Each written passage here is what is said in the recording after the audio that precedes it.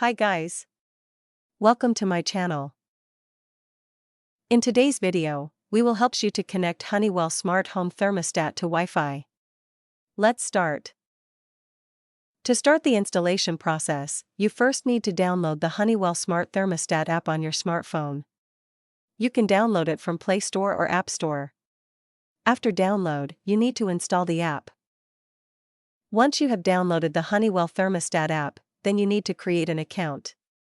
After login, you are ready to install the thermostat to your wall and connect it to Wi-Fi. Tap the Setup Product option from the app. The app will ask you to choose the thermostat device. You need to select the Honeywell Smart Home Thermostat model number from the options.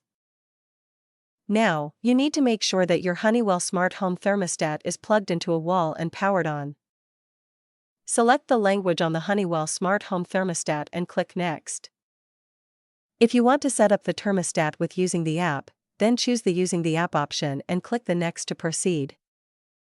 Now, follow the on-screen instructions to add the thermostat in the app. Here you need to scan the QR code available in the Honeywell Smart Thermostat. It will automatically add the thermostat in the app.